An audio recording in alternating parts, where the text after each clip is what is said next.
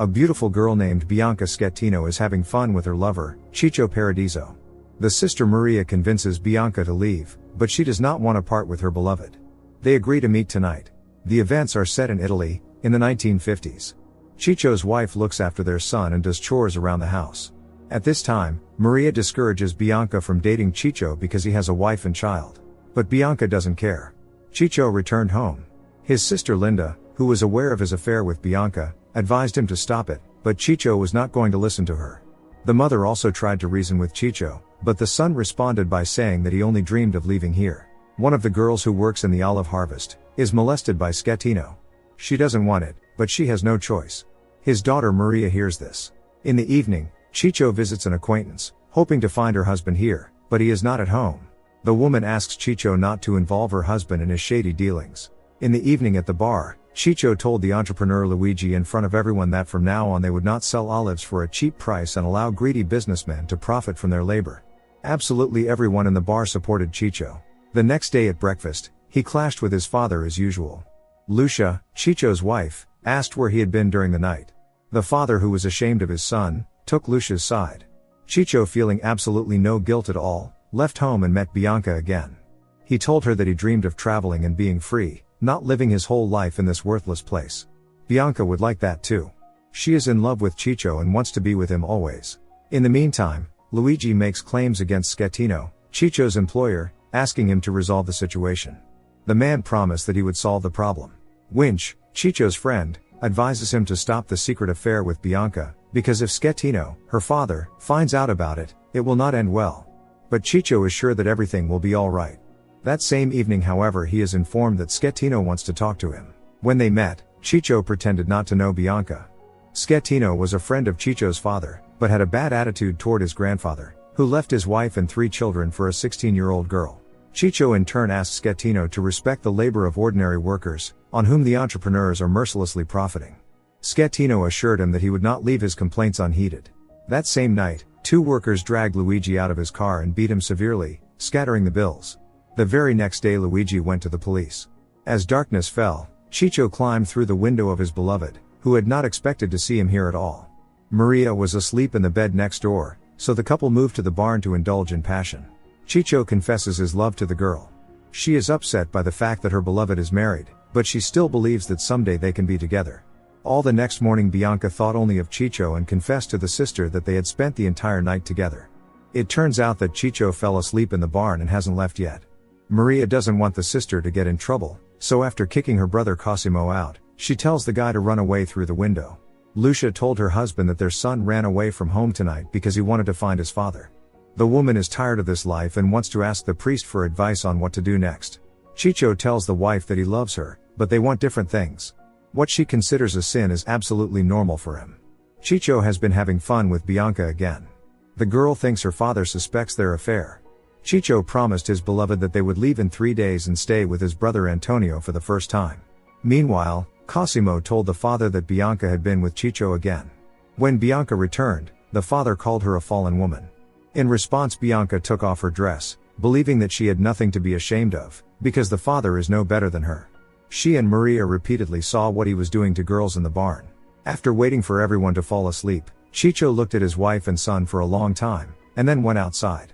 The next day he decided to have a serious talk with Schettino, but the latter did not let him do so and began to talk about abstract topics. Taking advantage of Ciccio's distraction, Schettino knocked him out with a shovel and then took his life. Later, the guy was discovered by the townspeople on horseback. On seeing her perished husband, Lucia screamed like a madwoman and his mother fainted. Bianca screamed too, and Maria plugged her ears so she wouldn't have to hear it. Bianca understood that her father had done it.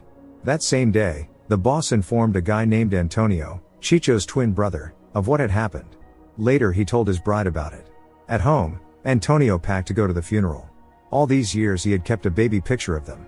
Meanwhile, the police began to grab potential suspects. In the morning Antonio arrived in his hometown to the family and hugged his mother, who was inconsolable. Linda asked the brother to take her away from here because she could no longer be here. Lucia hugged Antonio and thanked him for coming.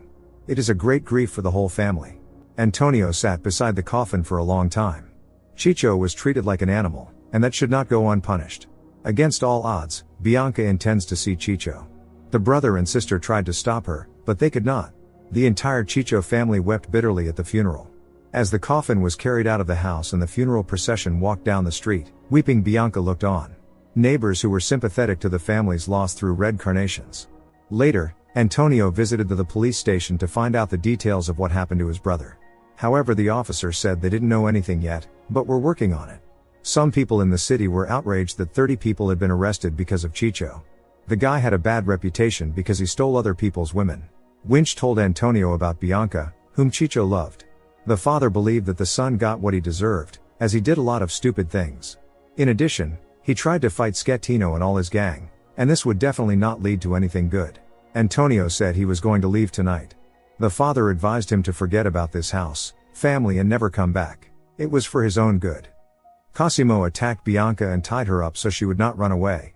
When Antonio appeared on their doorstep, Cosimo and the head of the family made it clear Antonio were not welcome. Schettino hoped that now all the people in town would understand that no one would dare touch his daughter. Antonio, however, was not frightened by his words. After saying goodbye to the family, Antonio was about to leave. Winch walked him to the bus stop. On the way, he remembers his brother as a child. One day someone attacked Schettino, taking his life. The same fate befell Cosimo. Later, Lucia found their clothes outside her house. The police wanted to arrest the woman on suspicion of having committed, but her father-in-law would not allow the officers to do so. When Maria entered the barn, she screamed in terror. Hearing the sisters scream, Bianca ran to her. In the barn were the bodies of their father and brother. Some time had passed. Now the girls are left without protection. The salesman, not hiding his contempt, refuses to sell them flour, salt, and other products. Bianca had to steal bread to feed herself and the sister. Now the girls have become outcasts in the city. They are not welcome even in church. One day Bianca visits Luigi, asking for help. The problem is that after what happened, no one wants to work for them, although their land is huge. Luigi promised to help, making no secret of his interest in the girl and offering her to do him a favor in exchange for gratitude. Bianca did not want that, so she struck insistent Luigi and ran away. At this time, Antonio was becoming more and more melancholy. One of the workers had suffered a severe work injury through his fault. Bianca sees her beloved everywhere. Sorrow eats away at her from the inside, making her see things that are not really there. She recalls how she was once bitten by a snake. Chicho offered his help, but he kissed the girl instead. That is how they met. In the present, Bianca tells her lover that she will never forget him. Meanwhile, Antonio's bride offers to live together. She notices that something is troubling the groom. He replied that he could never recover from the loss of the brother. At work, Antonio's boss, who is also the father of his bride, suggests that he take a leave of absence, but he refuses, assuring him that everything is fine and that there will be no more accidents at work. In the evening, Antonio sent a letter while the Chicho family continues to grieve. Soon Bianca received the letter from Antonio, but she did not read it and put it in the nightstand. Antonio meanwhile met in a restaurant with friends. He sent the bride a letter in advance, and she cried when she read it. Antonio had made up his mind and was about to return to his native land. When the mother saw him, she could not believe her eyes. She hugged the son, unable to hold back tears of joy. The first thing Antonio did was to visit the Schettino family home to see Bianca. Maria invited him inside and offered him cookies. Antonio saw a picture of the girl's mother, who passed away young. Maria went to get Bianca, but when they returned, Antonio was no longer here. Maria is perplexed as to why he left without any explanation. Antonio told his father that he had seen the picture of Schettino's wife. It was the same picture the father had once kept in his wallet. The man had to confess that Maria was his daughter. He grew up in the Schettino family. At first everything was fine. But when Bianca was born, Schettino seemed to go crazy, because he wanted a son. He behaved like an animal, drank, beat the wife, who constantly ran away from him. Now the man does not have the courage to look Maria in the eyes. He has never forgiven himself for that. Bianca finally dared to open the letter. Antonio wrote that he had something important to tell her. Meanwhile, Antonio decided to tell the truth to his mother, who was shocked by what she had heard. In the street, Antonio was called out by Bianca.